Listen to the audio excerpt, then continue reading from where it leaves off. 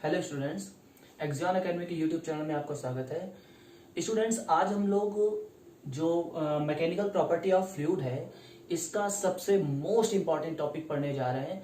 और इस चैप्टर में इससे ज्यादा इंपॉर्टेंट टॉपिक कोई भी नहीं है, चाहे वो नेचुरल फिनोमिना से रिलेटेड ले लो या डेरिवेशन से ले लो या न्यूमेरिकल से ले लो। तो आज ये जो बर्नौलीज थ्योरम है इसको आपको अच्छे से तैयार कर लेना है, क्योंकि ये इस चैप्टर का सबसे मोस्ट इंपॉर्टेंट टॉपिक है। अब बात करते हैं कि बर्नौली थ्योरम है क्या। सपोज दैट, मान लिया कि ये डिफरेंट क्रॉस सेक्शनल एरिया का एक पाइप है, ठीक है, और ये जो सरफेस है इससे h1 height and h2 height पे ये एंड्स है। ये एंड हमने मान लिया x है और ये एंड हमने मान लिया y है। देखिए, ये जितनी भी चीजें हम बोल रहे हैं ये सब आपको एज ए लैंग्वेज लिखनी है कि let there is a pipe of different cross sectional area A1 and A2, the height of these ends from the surface are h1 and h2. Now let us, an incompressible or non-viscous liquid is flowing through the pipe in streamline flow. Let's say कि जो in the velocity of fluid at end x is v1 and velocity of fluid at end y v2. ये कुछ चीजें हम लोग शुरुआत में ही मान लेते हैं, ठीक है। आपको ये बात पूरी तरीके से समझ में आ गई है। अच्छा, जो ये नॉन विस्कस होता है और इनकम्प्रेसिबल होता है, ये इससे पहले वाले वीडियो में हम लोग डिस्कस कर चुके हैं। तो सबसे पहले हम लोग पढ़ते हैं कि बर्नौलीज थ्योरम है क्या, ठीक है। बर्नौलीज थ्योरम, इसमें क्या बताया गया है कि when incompressible and non-viscous liquid flows through the pipe or different cross-sectional area, then at every point of pipe the total energy is conserved. The total energy means pressure energy, kinetic energy and potential energy is constant. ये आपको ध्यान में रखना है, ठीक है। एक बार हम फिर से इस डेफिनेशन को, थ्योरम को रिवाइंड कराए दे रहे हैं, क्योंकि थ्योरम तो आपको याद ही रखनी है, साथ ही साथ आपको ये जो डेरिवेशन है वो भी तैयार करना है। तो थ्योरम क्या है कि when incompressible and non viscous fluid flows through the pipe of different cross sectional area in a streamline flow, then at every point the total energy of fluid is conserved. अब total energy means pressure energy, kinetic energy and potential energy. Clear? अब देखिए यहाँ पे करना क्या है समझना। अब हम इसको प्रूफ करेंगे, और ये जो बर्नौलीज थ्योरम है ये कंजर्वेशन ऑफ एनर्जी पे बेस्ड है। इतनी बात भी आपको याद रखनी है। तो चलिए डेरिवेशन शुरू करते हैं।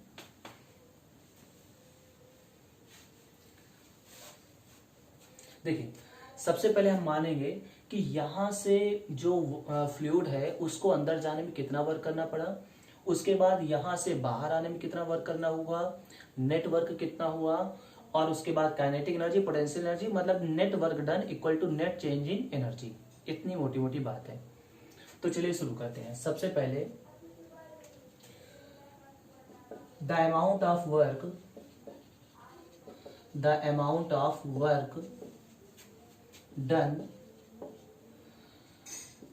टू इंटर द वाटर और फ्लूइड या लिक्विड, हम यहाँ पे कह सकते हैं liquid at end X in 1 second. मतलब यहाँ पे हम ये कहेंगे कि पर सेकेंड लिक्विड को अंदर जाने में कितना वर्क करना पड़ रहा है।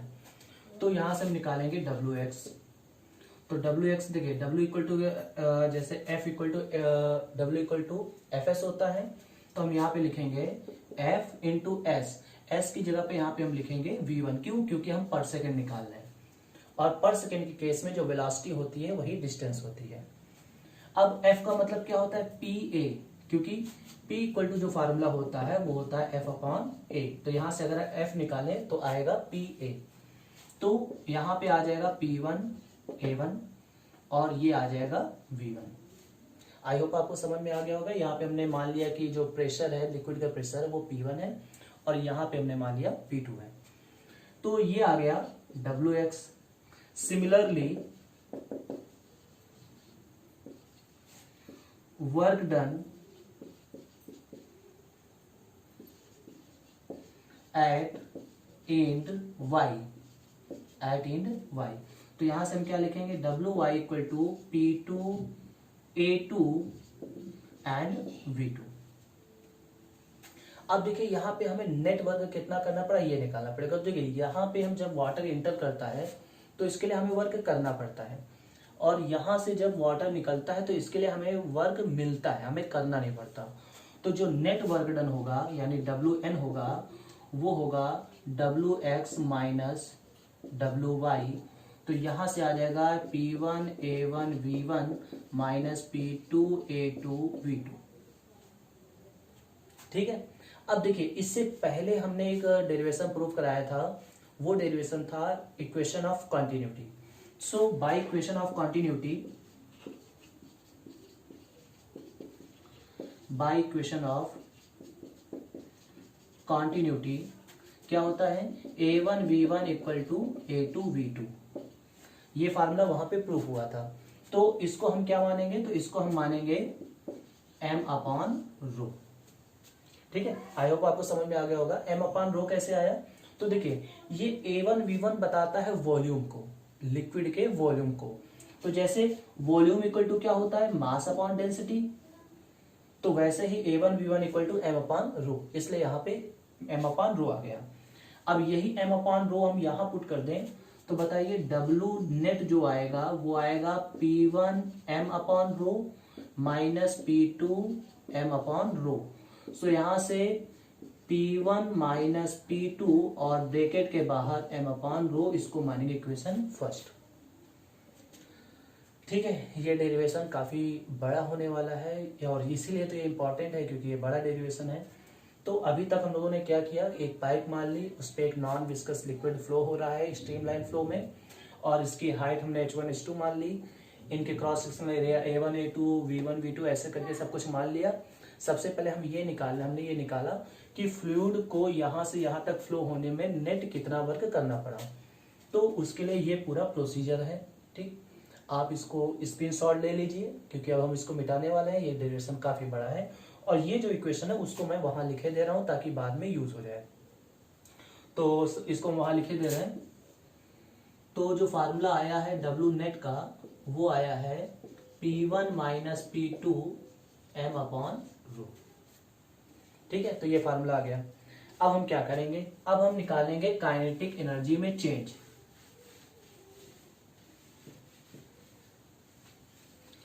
अब देखिए यहां पे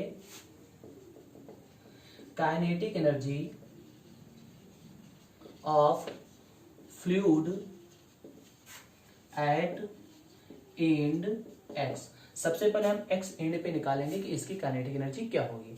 तो लेट्स से कि ये kx है, तो kx इक्वल टू क्या आ जाएगा, हाफ mv1 स्क्वायर। सिमिलरली अगर हम ky निकालना चाहें, ky, तो ky इक्वल टू आ जाएगा हाफ mv2 स्क्वायर। ठीक, अब यहां पे समझने वाली बात यह है कि इनमें से बड़ा कौन है, क्योंकि जब हमें नेट काइनेटिक एनर्जी चेंज निकालना होगा तो दोनों को माइनस करना होगा। तो यहाँ पे V1 देखिए, जहां भी क्रॉस सेक्शनल एरिया ज्यादा होता है इक्वेशन ऑफ कॉन्टिन्यूटी के हिसाब से, जहां पे क्रॉस सेक्शनल एरिया ज्यादा होता है वहां वेलोसिटी कम होती है, जहां पे क्रॉस सेक्शनल एरिया कम होता है वहां वेलोसिटी ज्यादा होती है। तो हम ये कह सकते हैं कि यहाँ वेलोसिटी ज्यादा है और यहाँ वेलोसिटी कम है। तो जो नेट निकलेगा, नेट चेंज kn जो आएगा वो आएगा ky माइनस kx। तो यहां से हाफ m कॉमन आ जाएगा और v2 square minus v1 square ये आ जाएगा kn। So kinetic energy net change निकल चुका है। अब हम निकालेंगे पोटेंशियल एनर्जी में। ठीक है, तो पोटेंशियल एनर्जी निकालेंगे, potential energy of fluid at end X. तो यहां से ux जो आएगा वो क्या आएगा, mgh1, mgh1, ठीक है। और फिर यहां पे जो फ्लूइड होगा, सिमिलरली ui इक्वल टू क्या आ जाएगा, mgh2, mgh2। ये बात आपको समझ में आ गई। अब देखिए यहाँ पे mgh2 ये H2 है और mgh1 ये H1 है। तो देखिए यहाँ पे H1 ज्यादा है। अब अगर H1 ज्यादा है तो इसका मतलब इसमें यहाँ पे इसकी जो पोटेंशियल एनर्जी इस एंड की होगी वो ज्यादा होगी। तो हम यहाँ पे निकालेंगे नेट पोटेंशियल एनर्जी। तो ये आ जाएगा mg कॉमन आ जाएगा, इन ब्रैकेट रहेगा H1 माइनस H2, ठीक है, H1 माइनस H2। ये बात समझ में आ गई आपको। तो आपको यहां तक समझ में आ गया होगा क्या किया गया है, काइनेटिक एनर्जी में टोटल कितना चेंज हुआ वो निकाल लिया और पोटेंशियल एनर्जी में नेट कितना चेंज हुआ ये निकाल लिया। आपको हमेशा बड़े में से छोटा ही घटाना है। अब देखिए net change in energy, net change in energy, energy में कितना भी नेट चेंज हुआ वो हम निकालेंगे, उसको हम कंज्यूम करेंगे, मतलब मानेंगे एज ए ई। तो ये क्या होगा, ये होगा, मैं यहां पे लिखे दे रहा हूं, E इक्वल टू आ जाएगा U, यहां पे ये आएगा दिस यानी KN माइनस UN, ठीक है, ये हमने यहां पे कर दिया। अब KN का मतलब क्या है, तो KN का मतलब है half M in bracket V2 square minus V1 square minus mg और in bracket H1 minus H2। Clear, ये आपको समझ में आ गया। तो देखिए सबसे पहले हमने क्या किया, नेट वर्क डन निकाला, उसके बाद नेट चेंज इन एनर्जी निकाल लिया। इसको आपको अच्छे से समझ लेना है। अब देखिए क्या करेंगे, इसको मिटा दे रहे हैं, स्क्रीनशॉट ले लो। तो यहां पे जितना भी एनर्जी में चेंज हुआ होगा वो किस वजह से हुआ है, क्योंकि हमने वर्क किया है। जो भी हम वर्क करते हैं वही एनर्जी को इंक्रीज करता है।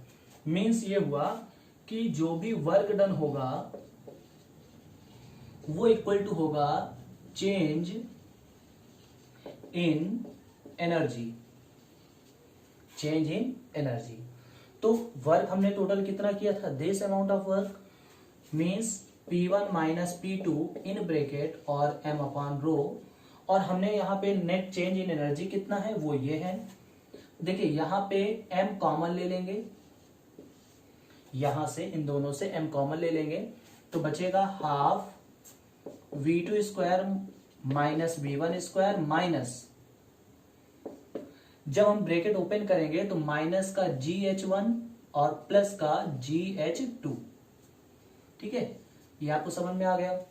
अब देखिए M से M कैंसिल आउट, तो क्या आया यहां पे P1 minus P2 upon rho equal to, यहां पे देखें तो half V2 square minus half V1 square minus GH1 plus GH2।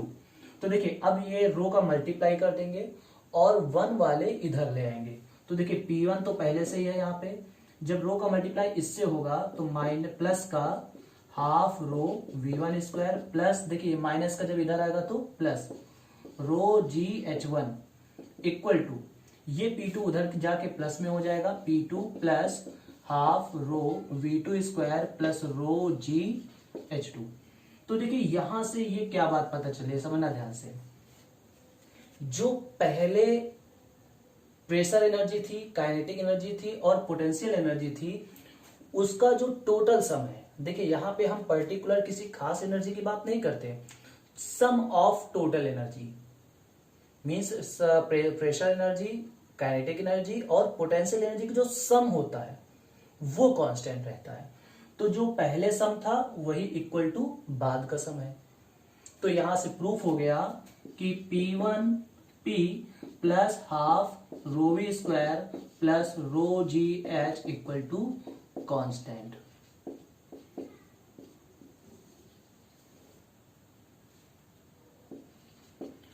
तो तो ये जो डेरिवेशन है वो डिराइव हो चुका है। इस वीडियो को आप कम से कम 2 से 3 बार देखिए, तब जाके आपको इसका कॉन्सेप्ट समझ में आएगा। ये डेरिवेशन आपको अच्छे से लर्न हो जाएगा। ये बहुत ज्यादा इंपॉर्टेंट डेरिवेशन है। अच्छा हाँ, एक और बात, इसको याद करने से पहले हमें माइंड मेकअप कर लेना है कि हमें करना क्या है। हमें 2 चीजें करनी है। सबसे पहले हमें टोटल वर्क डन निकालना है, उसके बाद नेट चेंज इन एनर्जी निकालना है, एंड देन दोनों को इक्वल कर देंगे तो फार्मूला प्रूफ हो जाएगा। ठीक है। अब जैसे कभी कभी क्वेश्चन आता है एग्जाम में कि eight which principle Bernoulli's theorem is based, तो हम बोलेंगे कंजर्वेशन ऑफ एनर्जी पे बेस है ये। ओके, अब देखिए यहाँ पे इतनी बात आपको समझ में आ गई।